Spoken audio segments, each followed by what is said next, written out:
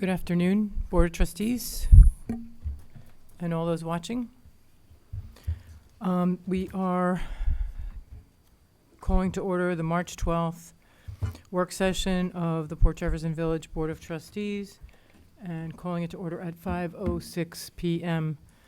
Clerk Perillo, can you please confirm the presence of a quorum? Yes, thank you. Mayor Shepro? Present. Thank you. Trustee Giuliano? Here. Thank you. Trustee Laux? Present. Thank you. Trustee Hill? Here. Thank you. Trustee Ugrinsky? Here. Thank you. We have a quorum. Attorney Moran and Treasurer Gafka are present as well. Okay. Good to see everybody. Can we please stand for the Pledge of Allegiance?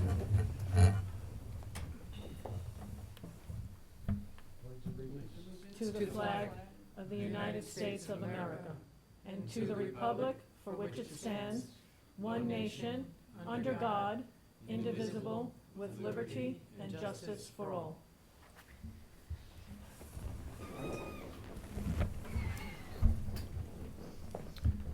All right. Thank you. We are, no announcements today, Clerk Pearl? I see that on the agenda. That's amazing. I think that's a first. Okay. So we will start with monthly reports and we'll work our way up from the trustee towards the bottom of the list, and that would be Trustee Ugrinsky. Thank you, Mayor. So we're on track with the budget. Work continues according to Treasurer Gafka's calendar, and the only other thing I have to report right now is the Budget and Finance Committee update. They're focusing on the financial history of the Bluff, as you know, so we've been working through that. We're starting a tax map analysis just to understand the ratios of rentals to owned to nonprofit, et cetera. And Zena, can Yep. we step back to the history of the Bluff, sure. what you're working on there? Yeah. Okay.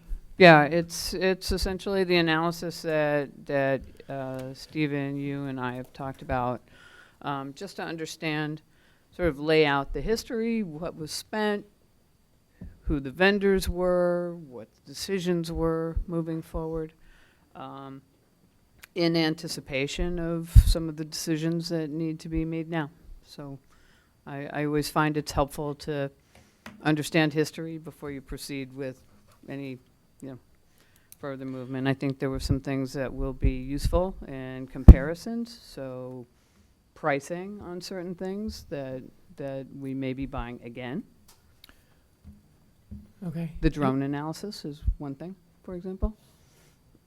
Just to have a price comparative, we should have that Sure. as a Sure. as information. You know, we're hearing in real time from our engineers too. I mean, they looked at our, I don't know if you know this, we could probably provide this information and Stephen, I don't know if you got this from Stephen Hayduck, but they looked at GEI's projects from previous work that was done and compared it to their current proposals, and there is no overlap. So just know that, and we'll provide that information, so you have Good. that also. Yep.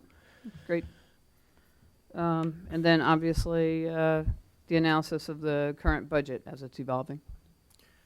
That would be the third item. All right, just to tap into what Trustee Giuliano hears from the Citizens Commission on Erosion, asking for updates on things and a financial Right. review Mm-hmm. is one of those things, and that meeting is tomorrow night, correct? Correct. Yeah, so if there's at least even just and I know there is a cursory kind of overview, if it isn't Yeah. as in-depth as you're hoping it can be, but at I was least- asking for it to be just one level down, right? Yeah. So, but we've got a good starting point that Yeah, should not be a problem. okay. Good. All right. I'm sorry I interrupted your... No, that was that's your flow. essentially all I had. As you know, I was busy for the last 2 weeks with a family situation. So. Yes, yes. Okay. Thank you. When you do get that analysis, if you could share it, if I could share with the Bluff It Committee. should be yeah. shared with them. It should be. Well, I think you know, that we can do that tomorrow night. Yeah. But, yeah, I don't know. if I it think needs we- to Sounded be, like you We know, have the mayor enough was to go planning on on that. for that for that discussion. Right, but Yep. if Definitely. we have the history, I'd love to share that with them, you know, as well, give them the whole thing. I don't know what the difference is. I'm not sure there's a delta. Okay, I It sounds think. like you're saying the same thing. right? Yeah. Because if we're releasing it to everybody and walking through it, Mhm. then, I mean, really, it's just meant to be, here is the history of the Perfect. spend, and here are our options going forward, so. We did that, I think, we looked at that early on too, right? We looked at all the vendors and how much was spent and and so we've had that engineering number for a long time. And there are probably other things to plug in, but I know the treasurer's been looking at this for a long time, and whatever format it ends up in for the work that what you're pulling together right now, if it's different from what we've seen in the past, I don't know. So, No, just one more level of detail and spread over time, right? I think that sort of completes the picture then. the numbers talk, that's all. You The can put a numbers will do the graphic talking. behind it. Yeah, yeah. Okay, Trustee Hill, Public Safety? Our supervisors had a number of meetings in February. They met with the staff at St. Charles Hospital along with local EMS companies. They had a meeting with residents of the Highlands complex along with Suffolk PD, their COPE office, and their behavioral health officers, and Family Services League, I believe it was the service provider, just to talk about some of the issues that the residents are having up in their neighborhood. I thought it was a really the mayor and myself were also there, and I thought it was a very helpful and enlightening discussion just of some issues that are unique to that community. A couple of things came out of that already too. Mhm. The complaint about, the cone that gets set up to prevent people from parking there is, Assistant Supervisor Flammey had a very cordial discussion with the person who was doing that, and that's gone. And DPW, at the request of code enforcement, has installed 2 no dumping signs in that area just the other day. So I Perfect. wanted to tell you that. Great. They also met with Port Jefferson Chamber of Commerce for an intro meeting. Same for the chiefs from Port Jefferson paramedics and fire department as well. In February, they wrote 56 parking tickets. 7 notices of a violation were issued to business for code violation. I believe at the last meeting, those were the window settings, right? That Supervisor Cooper mentioned at our last public meeting. And they worked with the planning director and fire marshal on several other complaints, working with owners of a dumpster in Mariners Cove to ensure that there are no issues with overflowing garbage, which is great because that's all the stuff code is supposed to be working on. They also moved their offices up from Village Hall to North Country, and they're in the process of acquiring 4 new vehicles. And they mentioned a few times updating the uniform and patch. They looked at the patch design sometime this week. Looks good. And then I know today that they had met with Deputy Chief Presta from Port Jeff EMS and Renee Lemmerman from the Village Center to look at the public access AEDs that we have, and they're all in. I think EMS has one more thing to do, but then they're all in working order, and we can submit our report to the county. Great. And then Public Safety Advisory Committee met at the beginning of the month. Everyone got a chance to look at and discuss the graphic that Erin Regan-Gerns made. And Supervisor Cooper was also able to make feedback too. So she wasn't able to attend that meeting, so sent that over to her. But after that, I think it will be good to circulate around.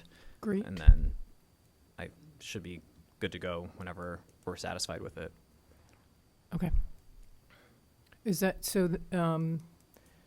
That's who to call Mhm. information, and the mission statement. That's all approved. Yeah, I reviewed it, and I think I don't know what the next step in the process was after me, but it seemed to be in a late Good to go. draft. Yeah.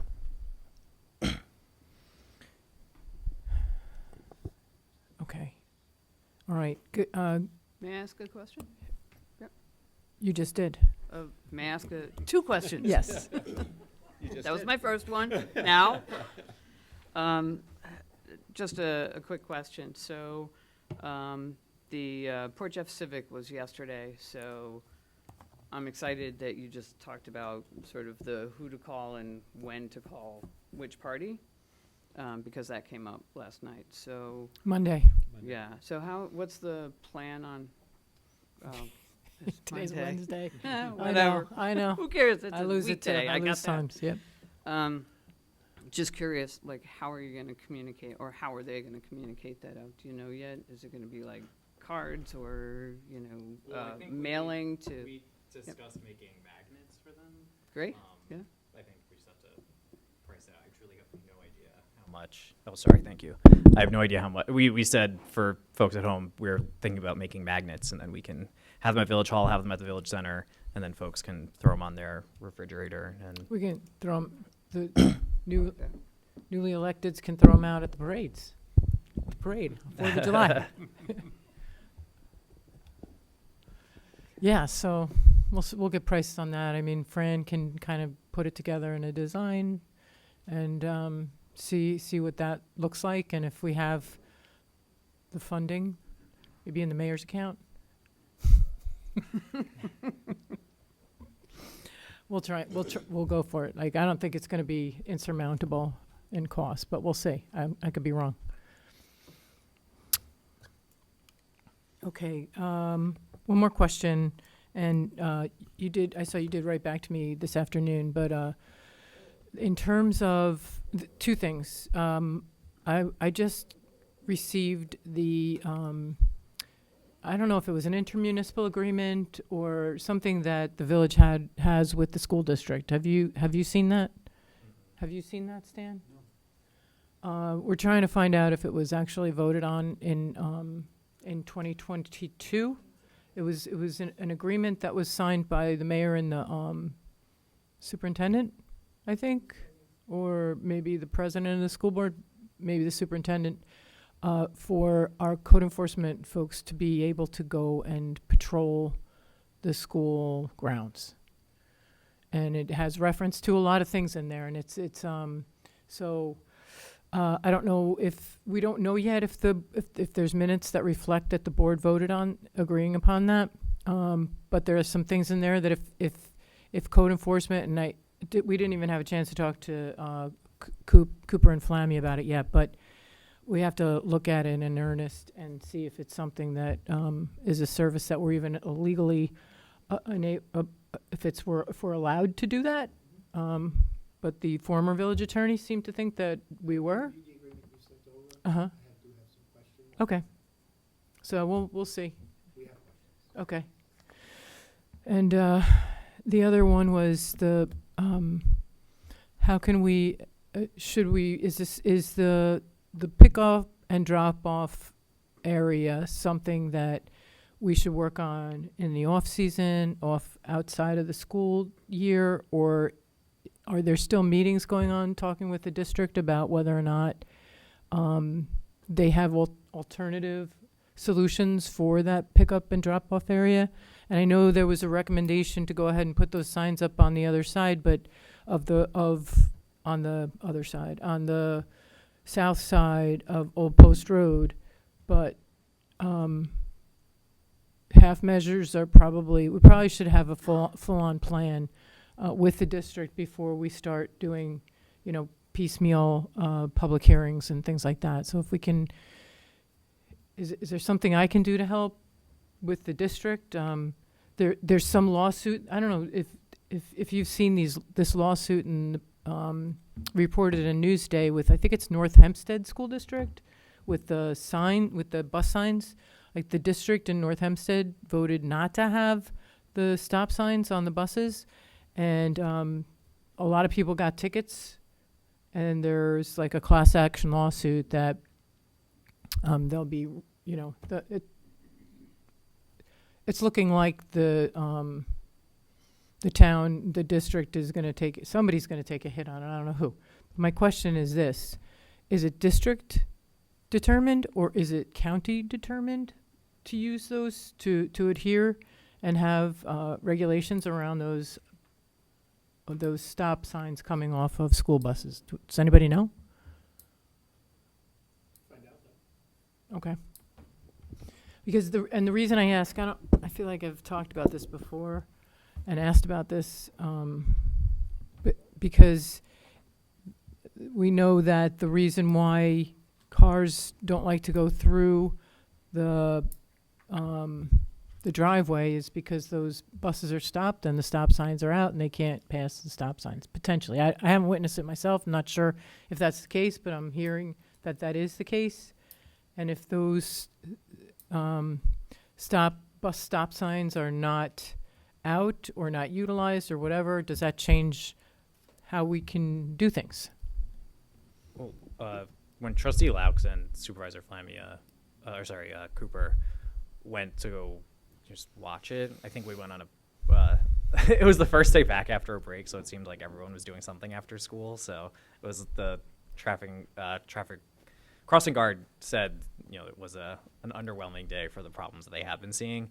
But the cars seem to have been leaving the school and then the buses left. So I don't think it's the stop sign issue. I think it's just only one car can go through at a time. So if I'm behind Trustee Giuliano and his kid hasn't come out of the school yet, now I'm waiting for his kids. Like mine could have been sitting in there for 5 minutes. So that's why they go out to the street. Oh. And that seems to be the dynamic there, that you just get out in and out when you run out to the corner. So, all right. Yeah. And I will say it's like a very brief window where it is chaos, but it was, I mean, we witnessed a kid literally get picked up in the middle of the intersection. They weren't even pulled over, so it's definitely not good. All right, well, what's the next step there then? Okay.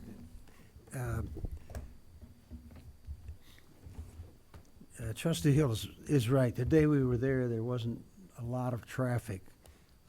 But what I did see was cars parking in front of the bus exits so that no one could come through there even if they wanted to. The suggestion came up about putting no standing or no parking signs on the school side 20 feet from that crosswalk to keep that area open. I spoke with, I think it was Jared was there. We can't put a speed bump in, but after I left the school, I thought about maybe those rumble strips, because those cars come down that hill, they're all speeding. I did not see a lot of cars parked on the south side that day. As Kyle said, it was a day after the vacation was over, so maybe it wasn't a good look at it. But from our point of view, the only thing that, and they haven't gotten back with any alternative, by the way, from our point of view, the only thing that I can see that we could do is to put those two signs on either side of the crosswalk and maybe talk to Highway about the rumble strips. I know that when I come down the hill, I slow down. Those things are very annoying. So if we can't do a speed table, perhaps we could put some of those rumble strips, maybe 2 sets of them prior to that crosswalk. Another idea that I had that I haven't had a chance to talk to the school about is that if you're familiar with that circle where the buses park, there's pedestrian parking along that fence above the field. If they did away with that pedestrian parking in that area, to me, that would be a lane where pickup could take place. It seemed to make a bottleneck with cars parked there. Now, I don't know if they're faculty. I know they're not students, so I guess they have to be faculty unless the students are sneaking in there. But there's 2 lanes there in that exit. There's a bus lane, which is on the other side of the guardrails, and then there's 2 lanes through there, and the 1 lane is taken up by those parking spots around that circle. Maybe we need to go to a Board of Education meeting or something, Yes. you know, to kind of like express the concern. I The- think we could come up with a ton of solutions, but without their participation in how the solutions can happen on school property, on district property, we're you know, Especially that one. we're tilting at windmills, You're right. okay? So far, the onus has been entirely, I feel, on us. We've been doing a lot of talking about it. Um, So let's get some representation at a school board meeting and maybe ask it there. Okay. I'll move on to the Recreation Department in the Village Center. Ice skating is over for the season. This past Sunday was the last day. We will now be converting that area back to a sports court. That is supposed to be completed by April 1st. The center this past February had 7,327 people pass through the front door. Not quite as busy as January. We're currently accepting applications for summer jobs, lifeguards, and counselors for the camps and for the beaches. We still have a few openings. I don't know, this Saturday at 11 o'clock, the village is dedicating the roadway leading from East Broadway past the village center, all the way back past the yacht club. This roadway is going to be renamed the Mayor Robert T. Strong Way in honor of our former mayor. The annual fireworks are taking place on the evening of July 3rd. That's a Thursday this year. We have a rain date of July 6th, which is a Sunday. The country club, the golf course, is going to open. The fireworks, the biggest party of the whole entire year? Biggest party of the entire year. At the beach? Come on, Stan, with aplomb, gusto. July These 3rd's are a long. exciting. July 3rd's a long way It away. is. You probably have to mention You it a know. couple more times. I'll bring a firecracker at the next meeting. A little presentation. Yeah. Get Grucci here. Okay, we're going to open the golf course at 7:30 on Saturday morning, March 29th. The software for making tee times will be up and running by the 22nd, so you can make your tee times either through the software or you can go into the pro shop in person to make those tee times. To date, the winter's been very kind to us. It's allowed Pat and Jeff, our staff, to remove many of the leaves and branches in order to put the course in super playing condition. We've had some people already biting at the bit that want us to open a little early, but we still have some work to do, so we're not ready to open. We will be ready by the 29th. On the other end of the golf course, Jake and Larry, they've been busy staffing and scheduling the many special events for the upcoming season. In talking about staffing, we're still looking for some outside staffing for the pro shop. We've started, hopefully, trying to require our workers up there to work longer hours. Stephen gave me a list of 46 or 48 different workers that worked at the pro shop. And then looking at it, we saw some of the kids were working, or some of the people were working 6 hours a week, and that was it. So we're going to try to maintain a minimum of 3 shifts for the people we're hiring. which I think is going to make for a better relationship between membership and the staff. It's also going to make for easier scheduling up there. So we still have quite a few openings up there. Anyone out there who's interested, you should contact Jake or Larry up at the club. You can make a phone call up there. The number at the pro shop is 285-1814. I'm going to skip this next one.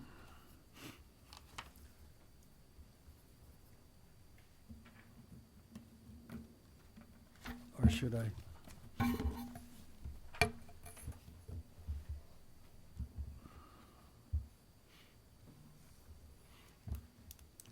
If you want to. Yeah, I'm going to talk a little bit about the Board of Governors up at the Country Club. This board was resurrected last year after being absent for many years. We always had a Board of Governors up at the Country Club. This board has worked tirelessly to make many improvements to our golf course, as well as improving the social aspect of being a member at the Country Club. They were elected by the membership of the Country Club, a membership that consists of both residents and non-residents. They were elected because the membership knew them to be dedicated to a common goal, and that is to make the club the very best it can be. I'm going to end my little sermon by stating that I feel that some of the criticism that's come at the Board of Governors is totally unwarranted and unfair. You've got to see the work that they've done and the dedication that they have, whether they be resident or non-resident. They're working for the betterment of our golf course. And lastly, in my report, the membership is filling up at a rapid pace. If you're still planning on joining, I suggest you get up there and get your signature on a check. Okay? Mayor, just in furtherance of the report about the Board of Governors, Trustee Laux, I am in receipt of the drafted bylaws. They're in the process of being reviewed. I just wanted to acknowledge that receipt. Terrific. Thank you. And just to, Stan, just a shout out of appreciation for you for picking up the beginning of this year, all the outstanding things that were left behind, kind of, and you really, I know you're spending a lot of your time working on this, and so I know the membership appreciates it, I appreciate it, and I know the Board of Governors also appreciates it, so does the CCMAC, so thank you for putting all that work in. Well, thank you. Appreciate it. Okay. Mayor, before we go past the work reports, I just want to make sure that Treasurer Gafka has an opportunity to update on some of the things that I did not cover. Right? No. Next. Am I awake actually even, or is this just, He's some on the list. strange He's on, dream? Stephen Gafka's on the list. He'll get to. Okay, good. But He'll I get can't his- promise you He'll that get he's his 2 gonna. hours and 15 minutes, don't worry. I can't promise you he's gonna say what you know. Anyway. No, that would never you know, happen. Come you know on. how Yeah. I'm kidding you and Steve. He'll have Okay. his chance. He'll have his chance. Okay, Trustee Giuliano. And I'm sure whatever Stephen misses, you'll pick up, so it'll be all covered, I'm sure. All right, starting with Public Works. There are actually 3 snow events and ice events in the past month, so they took care of those. What's they've been conducting cold patch repairs to various potholes on village roadways, street sign repairs and replacements. Some signs have been knocked down from plowing the roads, so they're replacing the signs and repairing whatever damaged signs there are. They've completed renovations to the move, as Trustee Hill mentioned about code enforcement coming over to 88 North Country Road, so they've been been doing the renovations to the building and moving code up to their new digs. Parks, they assisted with the snow and ice events. They've been doing they did a thorough cleanup of the 6-acre park. Cleanup of various parks in preparation of spring, and they had to clean up and repair the vandalized bathrooms near Rocket Ship Park. Apparently those bathrooms were vandalized on both February 17th and again on the 18th. So they repaired and replaced whatever was vandalized at those two. And a those police bathrooms. police report was filed. Yes. Mm-hmm. Committee on Coastal Erosion, the next meeting is tomorrow at 6 o'clock tomorrow at the Country Club. Parks and Rec Committee, they meet again April 2nd at 6 p.m. and they're looking for us to add some new members. We had a couple of members leave and looking for new members onto the Parks and Rec Committee. Conservation Advisory Committee, their next meeting is April 15th at 7. Tree Committee, they're preparing their second annual Arbor Day celebration. It's going to be on Wednesday, April 23rd, from 5 to 6 p.m. right here in front of Village Hall. They moved it from the back parking lot to Village Hall. They received the village has received designation as a Tree City USA, so there's going to be a flag raising and a little ceremony for that as well. Conservancy meeting. We had a meeting yesterday with Suffolk County Legislator Engelbright, Assemblywoman Casay's Chief of Staff were there, and we talked about funding for the Lysek whaleboat shed. So that went very well. Steve Engelbright gave us some good ideas to follow up on, or gave the Conservancy some good ideas to follow up on. And then the Conservancy gave me some good ideas to follow up. No. Okay. Okay. All right. That's okay. That's good. And there's also going to be, a gentleman is doing a 30-minute documentary, very professionally done. He showed us a 6-minute, Sizzle reel? Yeah. Was it like a sizzle reel? Mm-hmm. But the take he's taking on it on the whaleboat, and it's not going to concentrate on a whaleboat, but it's going to do whaleboat and the history of how the whaleboats were used during the Revolution. So it sounds like it's a very, very interesting thing, provided he gets the funding for it. At a meeting with Kathleen Riley, we walked the area of the Highlands Boulevard where trees are to be, are needed to be planted to block the view of the railroad. And Kathleen came and spoke to the tree committee, so we're working together to see if we can get some trees planted in that area. Did they seem receptive to that? They did. Because yes. there's funding that they're identifying for that, right? Correct. Okay. And the joint meeting, I just wanted to touch upon the joint meeting that we had with the town regarding the possible annexation. I know a couple of people have come to me, and I just wanted to clarify that the reason why we had the meeting was not because the village asked, it was because the applicant asked for it. So it wasn't something Just that to the clarify village that, was pushing. Trustee Giuliano, it's statutorily required upon application of everyone that made the application, so that the village not only didn't petition the meeting, had no choice in its participation. Exactly, yeah. So I just wanted to clarify, because people came to me, well, why is the village pushing this? But I just, Oh, that was the perception that Yeah, the village was yeah, pushing so- it? Oh, okay. so I just wanted to clarify that. So that's my report. Thank you. A couple of people mentioned the moves and the movement process of different departments, and Code was the first to move out of their office that's located up here on the second floor across from the court justice's office, justice court office. That office is now being used by Andy Freeling in planning temporarily while, and it's getting a facelift. And the Public Works and Parks are all over it. They're really working hard on it, and they're taking their responsibility to do this in earnest, and they seem kind of excited about it, as am I, and as the treasurer's office probably is too. If the treasurer's office gets excited about anything, this should be something, right? So the steps that we're kind of taking are now the Code has moved out and all their stuff has moved out and it's getting cleaned up, and we're looking at pricing for a new rug that looks a lot like this, maybe a remnant or something, because it's a small space. Maybe resurfacing the floor in the bathroom, cleaning off the windowsills, replacing the ceiling tiles, because they're all stained with tobacco smoke from years and years and years before smoking was prohibited from public buildings. Anyway, once that occurs, and the treasurer's office has everything ready to go, I think the last we spoke, I kind of asked for a timeline of what you think, working backwards, when you'd like to be in there by. And if you don't move in, somebody else is going to take that spot.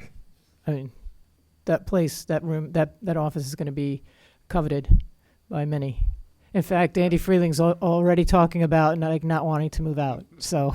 Sometime 2026 would be okay then. Then maybe. You're going All to right. have to keep an eye on the space, right? Because you don't want squatters That's right. before you get in there. That's right. I have to keep an eye on building and planning. I can't have them take it. That's right. You're right. So, just really happy about everybody's energy around this activity. Also, one other move is the Parks trailer is being moved down to the Parks trailer, which is located in the DPW back parking lot. The what do they call it? The yard is being moved down to East Beach, and it will be used as an auxiliary location for the summer programs, camps, that kind of thing. If the camp is down there and it starts raining, they'll have a place to go. They'll have a place to dispatch out of, and because everybody that's outside at DPW right now, including the sign makers, they got the new sign machine. They're moving the sign machine into the break room. They are, and the parks guys are moving inside to two workstations inside the building of DPW. So everybody will have an indoor workstation. So I think that's a real big deal for everybody. Okay, I'm just going to give a couple of updates about grants, and that might lead to other conversations, but I just wanted to let this group know that we've been waiting for a while on Phase 2 approval of the Oakwood Road Recharge Basin and Old Homestead Recharge Basin Phase 2 scope of work, which Phase 1 was completed, and we received the reimbursement from FEMA on that project. It was almost $900,000. Phase 2 was approved to move forward with, I think, the end of last week. So that was huge. We're also working with FEMA in the same location for remediation from the August storms to address a lot of the erosion issues that occurred as you back up from the recharge basin up to the Sands Lane properties. I mean, they took a real hit from that storm. So the state of emergency response funding from FEMA will fund that project to repair that area. You have to see that area. It just scoured the watershed, scoured out a side of the I don't even know what to call that. The hill, the hillside, basically. So that's a big project, and it's going to come together in like 3 phases. Sands Lane folks are a little bit worried about it because there's a couple of PSCG poles and lines going across their backyards. It's off their property, but it's going across their backyards. PSCG came to look at the work, the scope of work to adhere those and make sure that those poles were stabilized, but they couldn't do anything until the village stabilization took place. So that's kind of an emergency where we just finalized the ability to apply for approval or finalize the projects that were being submitted for this grant was March 7th. So now comes the phase where they're like setting up approvals, and I think that they have agreed that this is an emergency sort of situation. The They were looking at changing the category. There's A, B, C, D, E, or F, some kind of, like, there's a list of categories. And this project, once they walked the property and saw the property, they said this project is moving from a category E to a category B. So we're waiting to hear from them on that. And so we can actually start moving on the work, start getting the work done. Do we have money to do that, Treasurer Gafka?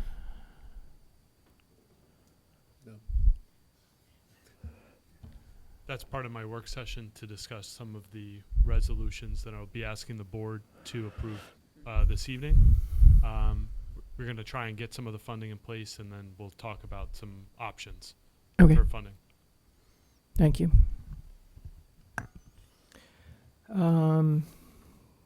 We have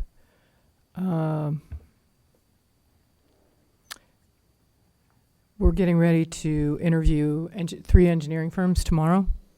Were you invited to that? No. Were you invited to that, Zena? Oh, we'd like another trustee there.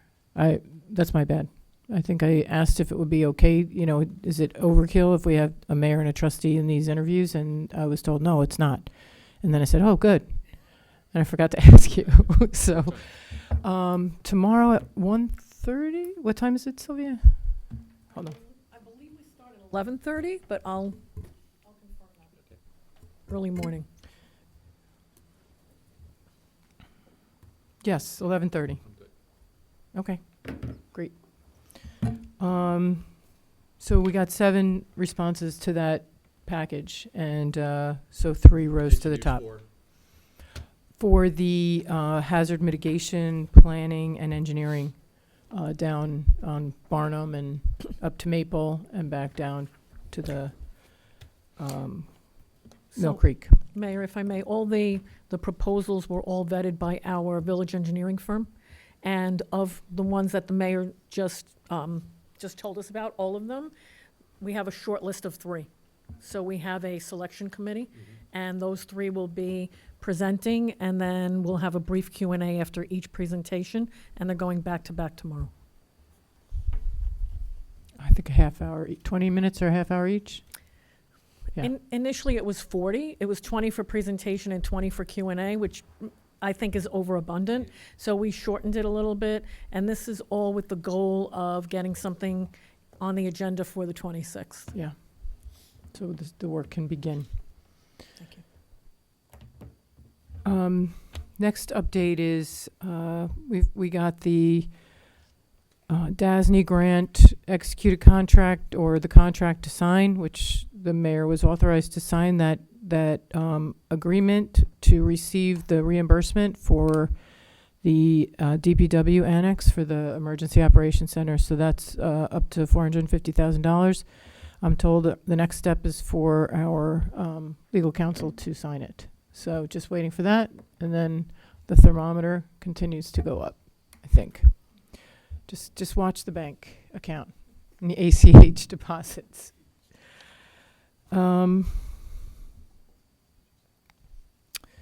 There is our grants administrator has been working with Department of State and CASA, which is Michael and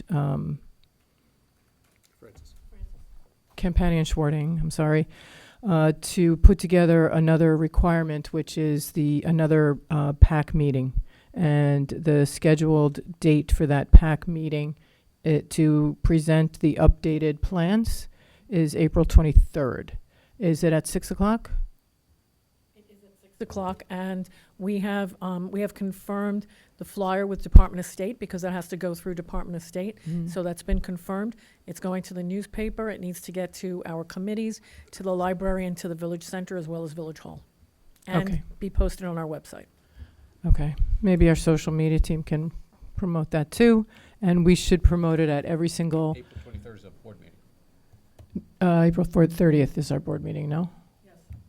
Last Wednesday of the month. Yes, right. April 30th is the Tree City Right. celebration, Mhm. but that's at 5 and this is at 6. So, but we can invite everybody that's at the Tree City celebration to come to the PAC meeting. And I'm just going to ask everybody who has meetings with their different committees and boards, if you could invite them, take a flyer, invite everybody to this PAC meeting. And everybody who has interest in this, this information, it's a planning session to understand what the actual, and we've been through this before. Kyle, you've been to these meetings before. I think we're coming down to the wire.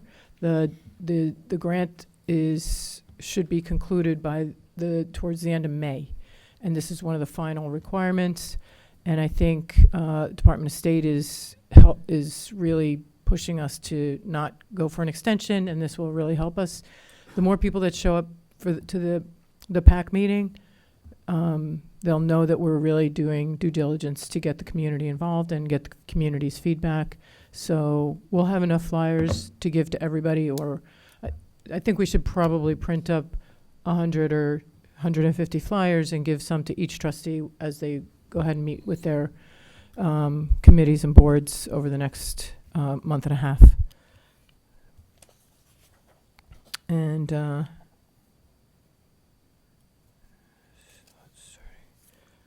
just the work at Rocket Ship Park. I don't know, Sylvia, this is out of the blue. I didn't ask you this before, but I'm just putting it on your radar that since the weather's kind of getting warmer, if we could just have some dates and times to get started with the bricks, the stamped concrete around to finish up the walkways, to get the walkways done around Rocket Ship Park. And then we just applied for another grant to the town to supplement the costs to cover half the costs of the walkways around the tennis courts. So we had originally tabled that because of the requirement of matching the grant funding from Suffolk County of 50%.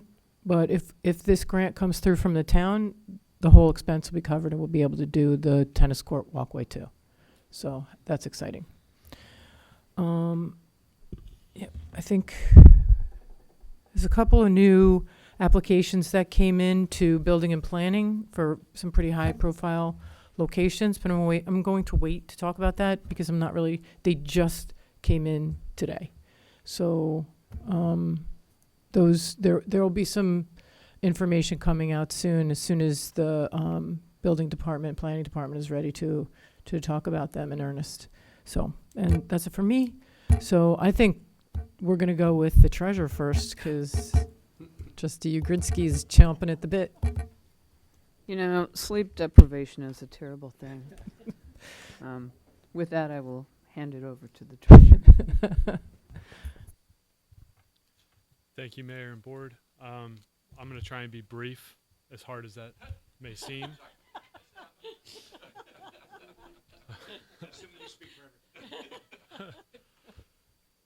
Speak freely, Treasurer Gafke. I will try. My alternate personality. Yeah. Just to get started with the budget, I'm well on the way of having a tentative budget document. I anticipate that being stamped in next week, and then I will schedule meetings with the trustees to gauge their input and see what their requirements may be or what input they may have on the various expense line items, revenue line items, and kind of give a brief overview of where we stand. The fixed asset valuation, I was able to get some of the final pieces that the company needed that's performing the fixed asset valuation. I expect that to be within the next month and a half to have that report. One of those basic requirements was getting all of the assessment data from village-owned properties and backing out what is the market value based off of the assessment and try and figure out how does that compare to what was on the books prior so that we have a good starting point, which was kind of the missing component. So we were able to get that to the company. So I'm excited for when that gets done, and we'll share it as soon as we have it. The operating budget, we're continuing to monitor the operating budget. Last month we did a budget transfer to lower expenses and revenues, and I think that should keep us in line. So I'm hoping that no further adjustments will be necessary for the rest of the year. But can't promise anything, but we'll stay right on top of it. Parking meters, I'll be quick. Reached out to 3 different meter shelter companies. The parking committee recommended some type of shelter structure to go over the parking meters to provide a little protection from rain, and also to provide a little bit more where it catches your eye and you know where the meters are. Some of these prices that I've gotten are not necessarily tenable, so we're going to be looking at additional options. The first options we got were 3-sided with an overhang. We're going to be looking at other options where it's just a backing to go over top and see maybe that brings the price down within reason, to be able to move forward with that type of a project. Something that Trustee Hill touched on, we're working with the code enforcement on updating their leases for the 3 Durangos that they had received in 2020. We got prices on Ford Escapes, gas-powered Ford Escapes, which is the recommendation from our code supervisors that maybe we go with the gas-powered because they have 4-wheel drive in case there's any type of issue with elements. The hybrids do not have 4-wheel drive, they're 2-wheel drive, and they would be more expensive on top of that. But we're looking at possibly reducing the actual monthly payment with the brand new cars, which was the whole point of using the lease program, to start building capital, lower those payments so you can get a new circulation of new vehicles. So that's in process. We're doing in the treasurer's office, and with the help of Teresa from Social Butterfly, we're reviewing the phone bills to try and reduce costs to the village. We think we found some areas for savings, and so we're working through that to try and reduce costs. We were able to work, Michelle up at DPW did a great job trying to get the water deliveries. We're working on switching our vendor to reduce that cost by almost 70% reduction for our water deliveries. So this will all add up to tangible dollars to help keep costs down moving forward for the village. I know that we're going to talk about the resolutions coming up with the clerk's report. But I will be asking for additional resolutions for the May 26th meeting that are not listed on my work session. For the March? March. Well, they want to hold off to May, that's fine. Right.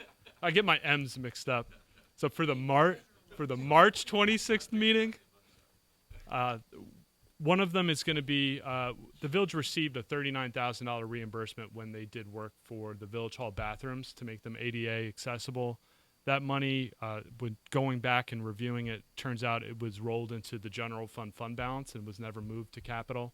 So I'm going to be asking the board to appropriate that money from fund balance to move to capital. And the reason I'm doing that is that we're going to be using that grant money to pay down towards the ban that's due for fiscal 20. It's in fiscal 26, but it's due this upcoming October, and that will help pay the principal payment, which will then keep the actual budgeted cost lower, so we can keep property taxes in check with the budget. I'm also going to be adding on or requesting to add on the R.S. Abrams engagement letter. Just a little bit of a heads up is that the cost for the audit services is going to go up because we're looking at the transition for the Country Club Fund into a proprietary fund, and that comes with an additional cost because it basically doubles your financial report, and it requires a lot of additional work. So that will be an additional cost of roughly $7,500 just for that piece that will be added on to what the approved cost was, which was a little over $26,000. There's also a GASB element that we may need to implement for fiscal 25, and depending on how difficult it is, will determine the cost. But we're estimating $4,000 for that. It could require a lot of additional work by the audit firm, and it was not part of the RFP process when we went through it. So these are additional costs. I will get that letter to the clerk to be distributed, so it cannot be added on to the March 26th meeting. Does everybody know what GASB is? In case they don't, why don't you tell us? It's the Governmental Accounting Standards Board, and they basically make all of the rules for municipal finance officers that have to follow for New York State for your financial reporting and practices. They're kind of, work in conjunction with the New York State Office of the State Controller. And just for us geeks, it is the government version of FASB's, which is what we all do our taxes against. Yes. And what we do all of our financial reporting against for commercial entities. So very That's similar. Yes, that's correct. And then the last one is in line with the DASNY grant. I'm going to be requesting a budget amendment to represent the expected grant funds for the DPW Emergency Command Center for the 450, and to raise the expense line to see where we're truly at and what the deficit is left on that particular project. And going in line with what Trustee Ugrinsky said with the Budget and Finance Committee, we had a good conversation about the budget. We went over all of the different line items where it currently stood.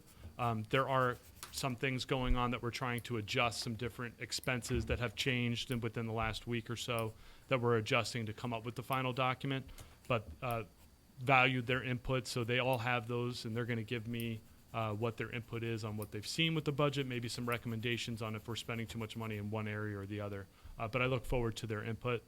And also with the East Beach Buff, we kind of just touched on something that we've talked about here in the past, which is how much money have we spent, when did we spend it, and what did we spend it on so far, which is just part of the record. So that can make myself available for the CCE to whatever capacity that they need. Are you free to be at that meeting tomorrow night? I'll make myself available. I will be at the meeting. That's great. Good. And with that, I'm done, believe it or not. Wow. Unless we have questions, of course. Stephen, wait. Can you, at our department head meeting on Monday, there were a couple things that were mentioned. One was about the flower order, like the parks and our folks at the Porch of Country Club have been working with a wholesaler versus a retail outlet for our flower orders this year. Yes. So our country club superintendent, he was able to work with his relationship with the wholesaler, and we're going to be able to get the flowers started for half the cost that we have historically for the village. So we're reducing the cost. That's another savings to the village, and we're constantly exploring opportunities. And it's great to see the country club staff and the village staff with parks and DPW work together just for the betterment of the village and to keep costs down across the board.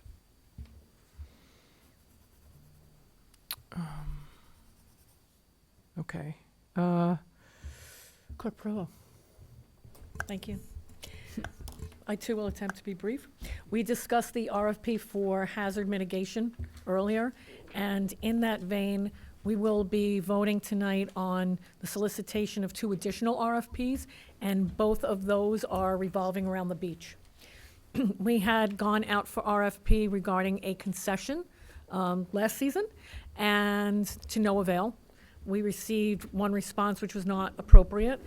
This is different. This is not for a food truck. This is for the use of facilities that we have and providing food and refreshment for us. So this is different. We know that it is very successful at other beaches, as is the idea of an RFP for the rental of chairs and umbrellas and corresponding materials, which is towels. So we do have 2 RFPs. I have already reached out, and there is a local village that is quite successful with this type of rental, with these type of concession, and I will be obtaining their RFQ materials, so I can work off those. Okay, so I just wanted to make the board aware of that. That'll be one of the 9 resolutions we're voting on tonight, out of process. Most of those are personnel related, and for that reason, they are critical with timing. The others are for the treasurer, and those are all related to the catastrophic weather events of August 18th and 19th, so that we can begin required paperwork. As we get to those, if there are any questions on them, I'll ask the treasurer to please respond. Regarding the election that's upcoming in June, there is an update. The materials for both voters and candidates are available on our website, and the packets for the candidates are available on the website as well as in hard copy in Village Hall. So that's been taken care of. For employment, we have an open code enforcement officer position, which has been noticed accordingly. and we have already received some responses. Informationally, the Village Justice Court Office will have modified hours between March 24th and April 2nd. The number to call for additional information is 631-473-8382. We have been in the process of updating, ongoing, the village website. Right now, we have minutes on the village website that date back to 2001. So that's very exciting, and it's a very useful tool. We are going to touch on insurance a little bit because we have many occurrences where poles of all types, including Dickens and others, are hit and damaged or ruined. And many times that is a very costly situation for the village. The deputy clerk has been working diligently to recoup money for the village, and in 3 recent instances, in one of them, we're going to receive full reimbursement, another half reimbursement, and the other is still in progress. So that's a much better situation than no reimbursement at all. This is from the insurance company? From the insurance company. And it is because she is being very diligent about tracking down information that might lead to whomever damaged our property, basically, and then working with the insurance company through that process. Under legal notices, in development is a legal notice regarding a public community information forum to be held at 6 o'clock on the 27th at the Country Club, the 27th of this month, at the Country Club regarding the East Beach Bluff. At that forum, we are inviting engineering consultants, legal, finance, and committee members, and also, of course, this board and the public, all invited to attend. So that should be a very exciting and informational forum for everyone. 6 o'clock. Yes. So with that, we move on to resolutions that need to be taken out of process, starting with resolution number 1-31225, which is a resolution approving the rehiring of the following part-time seasonal laborers at the Port Jefferson Country Club, effective March 17th, 2025. Matt Owens at an hourly wage rate of $18 per hour. Nicholas Owens at an hourly wage rate of $18 per hour. Dave Gumbus at an hourly wage rate of $20 per hour, and Michael O'Mello at an hourly wage rate of $20 per hour. May I have a motion? Thank you, and a second. Second. Thank you. All in favor? Aye. Aye. Sorry. It's okay. Resolution number 2-31225. Thank you. Resolution approving the rehiring of the following part-time seasonal laborers at the Port Jefferson Country Club, effective March 24th, 2025. Dennis Maud at an hourly wage rate of $18 per hour. Stephen Bayer at an hourly wage rate of $18.50 per hour. Jacob Peterson at an hourly wage rate of $18.50 per hour. Jose Genayo at an hourly wage rate of $20.50 per hour. Noemi Nunez at an hourly wage rate of $20.50 per hour. Jose Diaz at an hourly wage rate of $21 per hour. Jose A. Diaz Jr. at an hourly wage rate of $21 per hour. Alvaro Nunez at an hourly wage rate of $21.50 per hour. Leandro A. Nunez at an hourly wage rate of $21.75 per hour. And Saul Garcia at an hourly wage rate of $23.50 per hour. May I have a motion? Thank you, and a second. Second. All in favor? Aye. Resolution number 3-31225, resolution approving the solicitation of a request for proposals for a concessionaire to provide and sell food and refreshments from a village-owned structure on the East Beach property. May I have a motion? Motion? Thank you. Second. Thank you. All in favor? Aye. Thank you. Resolution number 4-31225, resolution approving the solicitation of a request for proposals for a vendor to provide and rent beach chairs, umbrellas, and related materials and equipment at the East Beach property. May I have a motion? Motion? Thank you. Second. Thank you. All in favor? Aye. Resolution number 5 is the hiring of a full-time employee for our Building and Planning Department. And it is resolution number 5-31225.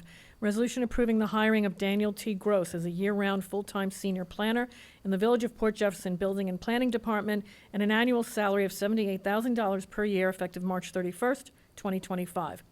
This hiring is provisional for purposes of Suffolk County Civil Service, and the standard 26-week civil service probationary period applies to this hiring, as do all the provisions of the collective bargaining agreement currently in force between the Village of Port Jefferson and CSEA Local 1000. May I have a motion? Thank you. Second. Thank you. All in favor? Aye. Thank you. Resolution number 6, 31225. Resolution authorizing the use of the Capital Fund Parkland Project Expense line item to begin an emergency repair to the Sands Lane Road end caused by the catastrophic weather events on August 18th, 2024, and August 19th, 2024. May I have a motion? Motion. Second. All in favor? Aye. Discussion? Yes, Okay. please. So this came up at one of the Parks and Rec meeting, but, so in essence, what you're doing is borrowing the money to get the work done, and then money will be, this is coming out of Parks Capital, or Parkland, I'm sorry. This money is in capital right now, and it's labeled Parkland projects. And the idea is that we're gonna get started, this is the repair that may need to be done at Sands Lane is of the type that it needs to be done sooner rather than later. This will precipitate the beginning of that process up until the point that FEMA approves the grant amount for the project. At that point, we would then restore the monies used from the Parkland projects back Good. and have it allocated just the grant funds and what we need to do to get the project done. Thank you. Okay, all in favor? Aye. Aye. Resolution number 7, 31225, resolution authorizing Treasurer Gafka to create the new capital fund expense line item H, 7110-2201, Parkland Repair, August 2024, FEMA DR 4389. May I have a motion? Motion. Second. All in favor? Aye. Thank you. Resolution number 8, 31225, resolution authorizing Treasurer Gafka to perform budget amendment number 81, lowering appropriations for capital fund expense line item H, 8997601, Parkland projects, and raising appropriations for capital fund expense line item H, 7110-2201, Parkland repair, August 2024, FEMA DR 4389. May I have a motion? Motion. Second. All in favor? Aye. Aye. Thank you. Resolution number 9, 31225, resolution authorizing Treasurer Gafka to engage the services of bond counsel Hawkins, Delafield and Wood LLP, and Village Financial Advisory Service Munistat for the purpose of initiating the process and paperwork required for a bond resolution pursuant to grant reimbursement efforts related to the damages sustained at various village facilities as a result of the catastrophic weather events of August 18th, 2024 and August 19th, 2024. May I have a motion? Do we have a second? Second. I'll just ask, can you describe this a little bit, please? Yes. So as everybody at this table is aware, we don't have a lot of the cash resources and capital expense funds to be able to precipitate some of these repairs that are related to the August 18th and 19th, 2024 storm. So what this is going to give my office the authorization to do is to get a bond resolution written up, get an estimated debt service schedule from Unistat to be able to be presented to the board, to be discussed at a meeting, so that we could get the funding in place to be able to pay for these projects related to grant reimbursement, of which some of these projects could be 100% funded with grant funds. The idea is that if this is passed and the board agrees to go with this route, we'll do a band borrowing, which is a bond anticipation note, so it doesn't lock us in full long-term, so that we can pay that down with the grant proceeds as we receive them. And I anticipate with the help of the grant administrator that we'll be able to get all of that done in a timely fashion so that we don't have bands lingering around for 5 years, that we can get this paid for and off the books as soon as possible. A lot of the work, the estimates and whatnot have been done already for these projects, so there's an understanding of how much it's going to cost. Yes, we have, there's upwards of $500,000 so far. There's an additional quote that we're waiting on for some paving work related to the storm, but it could be anywhere from 500 to 800,000. Okay. Any questions? And by doing this, you're anticipating that you can get the grant money before we would have to pay to be borrowing this money? Like, we won't be hit with interest? That's the plan, right? Just for the folks at home. That is the plan and the goal, to precipitate this borrowing at such a point where it doesn't hit next fiscal year. It'll go to the 2027, which would give us enough time to do just that. Let's just talk Thank you. quickly the projects. So one is the Sands Lane restoration, and that's about 300.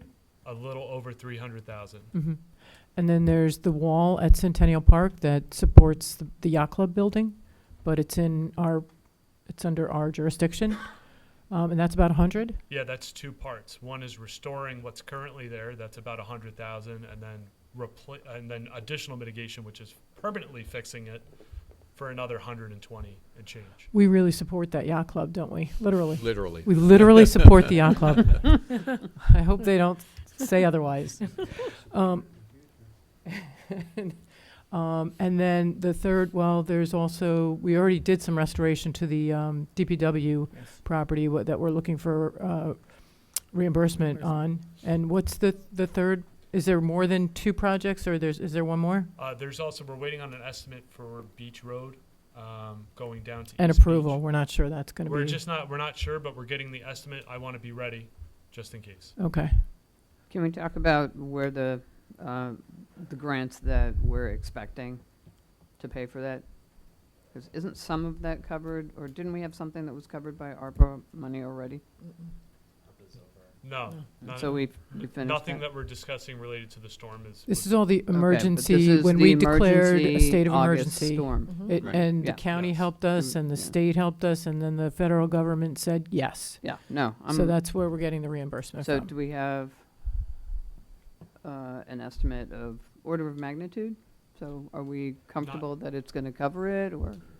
Well, we don't know that answer I yet. don't know. I want to get the process started. We're still collecting quotes Mm? to put that together. Every one of those projects is going through this FEMA project that was listed, the DR 4839. There are So- varying degrees of reimbursement, like 75, 90, 100. Depending on the category, yes. Mhm. All right. Good. Thanks for getting me caught up. Okay, all in favor? Aye. Thank you. Just to close my report, we conducted a very successful tax lien sale.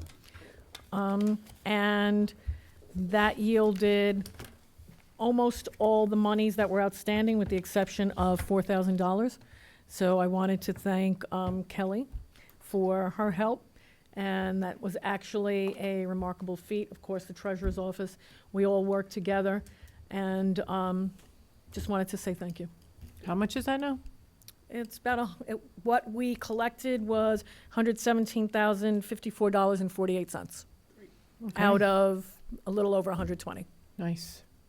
Trustee Laux mentioned this, and I just want to reemphasize it a little bit, is the dedication of the roadway leading into Harborfront Park, which used to be what was known as the mobile property. And there were attempts by the village to purchase the mobile property, which you'll see pictures of it eventually. The tanks were, it's like those big tanks you see on the Northville property, right at Belmead Road. So there were multiple attempts, and it wasn't until Mayor Robert Strong actually was successful in securing a referendum that was an approved referendum by the village residents to purchase that land, that the vision of Harborfront Park was able to germinate.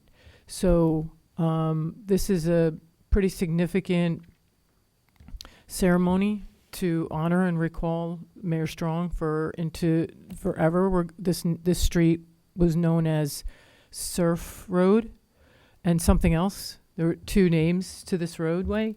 We were going to make sure that it is known in GPS and elsewhere as Mayor Robert T. Strong roadway. And March 15th is actually the 5th anniversary of his passing.